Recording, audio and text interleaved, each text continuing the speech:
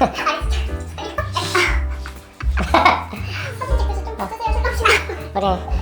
좀 더 격식 있게 입고 하자. 원래 가족끼리는 가까이 다니는 거 가까이 있는 거 아니에요? 저번에 거의 특수 오빠 쓴 것처럼 조변님 막 이거. 나 되게 점점 작아지고 그랬잖아요. 오늘 뭐? 썼어. 인사 어떻게 해야 돼? 여러 번 해보면 생각하면 되니까. 인사 어떻게 해 진짜. 장진우 변호사입니다. 이렇게 해야 되나? 그냥 안녕하세요. 장진우 변호사입니다. 정은경 변호사입니다. 와, 근데 나 지금 왜 인사 어색하지? 유튜브 안 찍은 지 너무 오래돼서 그런 거 그러니까 아니야? 유튜브를 진짜 안 치지 너무 오래됐어. 그냥 오늘은 편안한 분위기에서. 그러니까.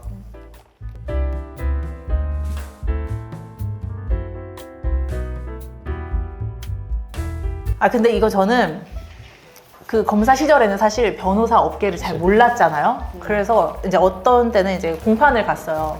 근데 이제 딱 기록을 보는데 너무나도 말도 안 되는 주장을 하는 거예요, 변호사가. 그래가지고 이제 그걸 듣고 너무 어이가 없어가지고 장변, 그때는 이제 저는 검사고 이제 변호사였으니까 장변한테 얘기했는데,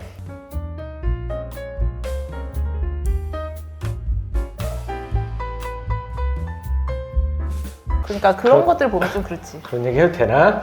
아니 근데 진짜 그게 있어. 차이가 있다고. 왜냐면은 이제 검경 수사권 조정 이후에 사실 검사들은 거의 이제 구속 피해자 아니면 조사를 안 하잖아. 맞지. 그러면 정말 서류로만 이 사람을 보고 판단하니까 정말 그냥 평균적인 어떤 판례나 평균적인 사람들을 기준으로 평균에서 벗어나면 그냥 유죄라고 생각을 해. 근데 사실 우리는 직접 의뢰인들 대면하고 얘기를 들어보면 사실 일반적으로는 말이 안 될 수는 있는데 정말 억울해하고 정말 듣다 보면은 이게 좀 이례적이긴 하지만 있을 수는 있겠구나라는 생각이 드는 사건들이 있어. 그러면 그런 거를 진행했을 때 우리는 정말 그 사람들 대변해서 변호를 해주는 건데, 사실 그냥 서류만 봤던 검사나 판사 입장에서는 평균에서 벗어난 얘기를 하고 이례적인 얘기를 하니까 이상하다고 생각을 할 수 있어. 근데 이 차이가 있는 경우가 꽤 있었어. 근데 이제 저는 이제 변호사 업무를 이제 하면서 좀 말이 안 되고 이제 오히려 의뢰인한테 독이 되는 그런 변호를 하는 분들을 이제 많이 봤잖아요. 그러니까 그걸 보고 이제 오니까 오히려 저는 이제 의뢰인이랑 상담하거나 뭐 이렇게 얘기를 하면 의뢰인이 사실 좀 이런 방향으로 해달라고 했을 때 저는 솔직하게 얘기해요. 그렇게 하면 오히려 뭐 괘씸죄를 받는다거나 아니면 이렇게 하면은 오히려 납득이 안 가서 좀 안 좋은 방향으로 흘러갈 수 있다라고 오히려 저는 얘기하는 편인데, 그러니까 아마 다른 변호사님들도 그렇게 얘기를 했는데 뭐 나중에 조율이 안 되면 사실 결과적으로는 저희는 이제 뭐 법률 서비스를 제공하는 역할이니까, 그러니까 이런 방향이 좋다라고 조언은 드리지만 결국 선택은 사실 의뢰인분이 하시는 거니까 어쩔 수 없는 부분은 있긴 있는 것 같아요. 근데 이제 좀 너무 말이 안 되는 변론을 해야 될 때는 사실 좀 변호인으로서는 좀 그게 좀 고충이지 않을까? 약간 그런 걸 좀 많이 느끼긴 했죠. 근데 그런 경우가 있기는 해. 정말 이제 나도 이제 상담을 하고 할 때 이게 분명히 그냥 법리적으로 따졌을 때는 안 될 가능성이 높다라고 생각이 들면은 얘기를 해줘. 이게 좀 이런 점에서 어려울 것 같다. 이런 점 뭐 여태까지 뭐 사람들이랑 이런 걸 고려하면 어려울 것 같다라고 해도 정말 본인이 억울해서 사실 그런 어떤 안 좋은 결과를 얻더라도 자신의 억울함을 좀 풀고 싶어 하는 분들이 있어. 그래서 뭐 그런 분들 같은 경우에는 이런 절차를 본인들이 하고 싶은 말을 다 할 수 있게 해주는 거 도와주는 것도 또 한편으로는 뭐 변호사의 역할이라고 생각해. 그 사건의 당사자는 사실 우리가 아니라 의뢰인이니까 사건의 당사자가 만족하는 게 사실 제일 우선이긴 하죠. 좀 만족할 수 있는 결과를 주는 게 우선이긴 하죠. 이렇게 마음을 담아 의견서 작성해서 가면 안 읽는 경우도 있으신가요?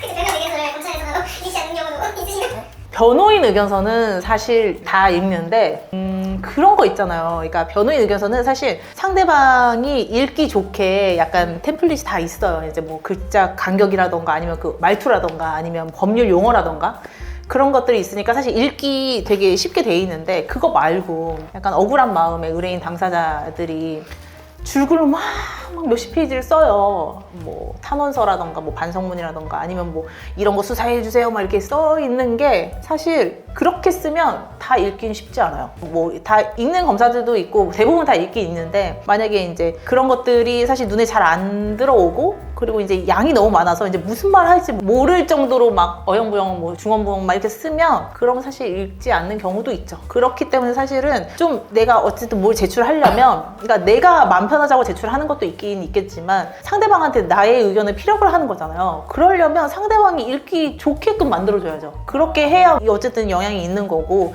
사실 우리가 이제 뭐 그냥 서술형 시험 보거나 이런 거 할 때도 이제 요즘 뭐 컴퓨터를 한다지만 사실 그런 것도 글씨체부터가 우선 좀 깔끔하게 써야 채점자가 이제 좀 보기 좋게 이제 좀 채점을 하는 것처럼 약간 이미지도 그렇고 그러니까 뭔가 좀 영향이 없진 않은 것 같아요.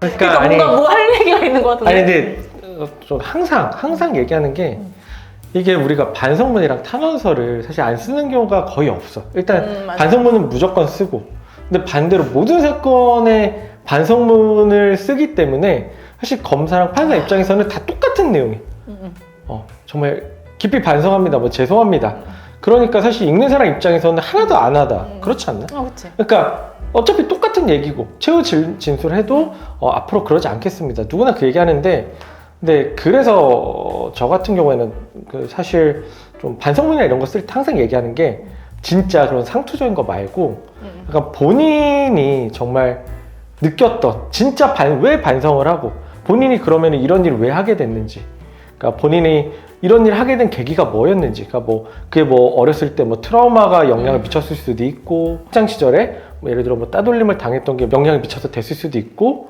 그런 것들이 다 있는데 그러니까 나만의 어떤 스토리가 있는 반성문이면은 좀 눈길을 끌고 아 그래도 얘가 어쨌든 이런 이유 때문에 이런 행동을 했구나라고 한 번이라도 봐줄 수 있는데 그냥 반성합니다 이런 거 써도 큰 의미가 없다라고 저도 얘기를 많이 해요 사실. 뭐 중요한 자료나 자기가 어필하고 싶은 부분들은 사실 항목을 따로 떼거나 아니면 뭐 서류의 제목이라도 다르게 붙여서 이제 달리 내던가 반성문 안에 이거저거 구구절절 얘기하면 그게 뭐 안 먹혀요. 뭐 반성문 플러스 이제 자기가 주장하고 싶은 자료 같은 게 있으면 그건 따로 뭐 증거 제출서라거나 뭐 이런 걸로 해서 형식을 바꿔야지 사실 이렇게 막 이렇게 쓰면 쉽지 않지. 이거 그러니까 그거 하나 생각나요. 그 의뢰인 중에 구치소에서 수감이 됐는데 죄송합니다를 한 똑같은 말 한 10번, 10장 정도 반복해서 깜지야? 써서 준 애가 있어. 깜지. 그래서 내가 뭐냐고 물어보니까 자기 방에 같이 수감된 방에 있는 동생들한테 시켜서 그 열장을 깜지로 썼다는 거. 근데 그거 사실 아무 의미가 없는. 그거는 오히려 만약에 판사가 봤을 때 지금 뭐 하는 짓이지? 약간 놀리나? 이럴 수도 있죠.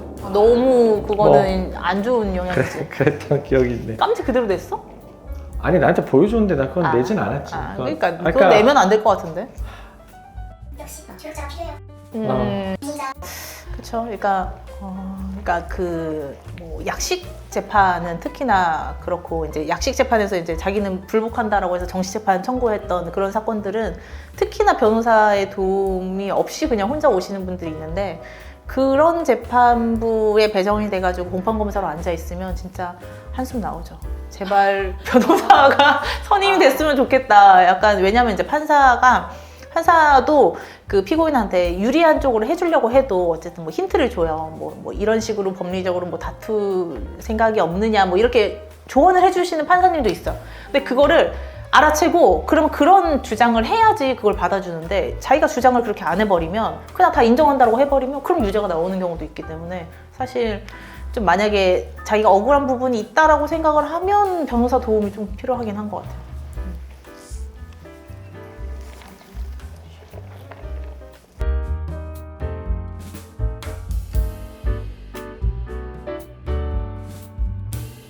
그러니까 우리가 그러니까 검사가 구형을 했는데 이제 선고형이 낮은 거. 근데 이제 그러니까 저희는 이제 기본 항소하는 기준이 구형하는 거에 반만 나오면 항소 안 해요. 그러니까 반이 기준이, 그러니까 무조건 반은 깎인다고 거의 생각을 해요. 그러니까 이제 반 정도만 나오면 이러면은 그냥 항소를 포기해도 간부님들이 그냥 도장을 찍어줘요. 오케이. 근데 이제 반보다 안 나왔다? 그러면은 사실 이제 항소를 하는 거죠. 근데 이제 피해자가 피해 회복이 안 된 경우는 특히나 이제 형사 범죄는 이제 피해자가 있으니까 그런 경우는 보통 대부분 항소를 하긴 하는데, 그러니까 저번에 이제 말씀드렸던 것처럼 이제 뭐 갑자기 그 당사자인 뭐 당사자가 아니면 변호인이 뭐 뭐 성구 적게 박아져가지고 좋아서 막 소리 지르고 이러면 화나니까 이제 뭐 항소를 하긴 하는데. 아하, 감정 담은 근데 방송만 그건 아예 형 근데 뭐 종이 달라졌어. 맞아. 그래서 사실 맞아. 징역형을 구형했는데 뭐 벌금이 나왔나 이랬으니까 그거는 사실 말이 안 되는 거지. 그거는 무조건 그거는 항소할 수밖에 없고. 항소를 해야 되는 사안인 거가 항소를 안 하면 오히려 내가 뭔가 이상한 거지. 그래서 그 법정 나가자마자 바로 어차피 항소할 거니까 준비하자고 사실 얘기를 하긴 했었어. 뭐 사실 항소 기각됐나? 항소심에서? 당연하게 최선의 조력을 다해서. 근데 그분은 뭐 물론 잘못했지. 이제 잘못했으니까 법정까지 가게 됐고, 근데 진짜 반성을 많이 했고, 그래도 사실 피해복이 안 된 것도 아니고 어느 정도. 그러니까 물론 모든 피해자와 이제 합의하진 못했지만 그분이 처음이 아닐 거야. 그랬던 것 같아.